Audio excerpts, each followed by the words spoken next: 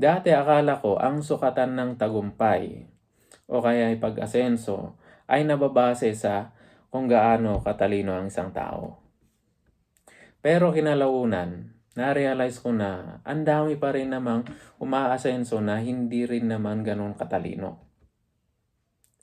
Kaya ang bottom line, hindi siya nababase sa kung matalino ka o hindi.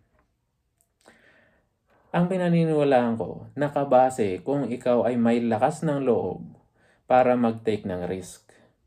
At nababase rin sa kung gaano karaming failures at mga kapalpakan ang na-experience mo na sa buhay.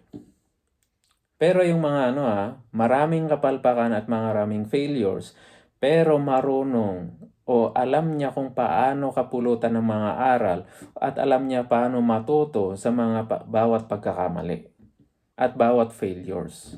Kasi kahit na sang katutak ang pagkakamali mo, kung hindi ka rin naman natututo sa mga bawat pagkakamali, wala ding kwenta yon. Kasi failure ang the best teacher natin.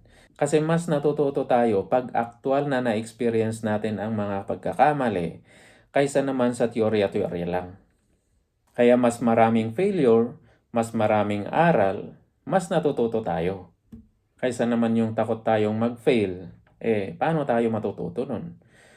Para sa akin, hindi natin dapat kinakatakutan ang mga failures.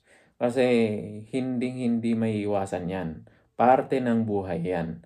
Meron at meron yan. Kahit gaano mo pagalingan, kahit gaano mo paingatan na hindi ka magkakamali, hindi pa rin may iwasan na magkakamali at magkakamali ka pa rin. Kahit gaano ka pa katalino. Kasi sabi nga sa Murphy's Law, anything that can go wrong, it will go wrong. At dito sa mundong ginagalawan natin, wala namang perpekto.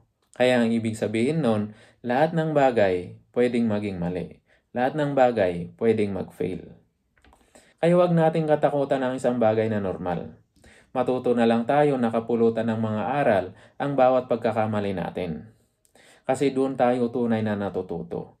Doon tayo tunay na nakakapag-accumulate ng mga kaalaman.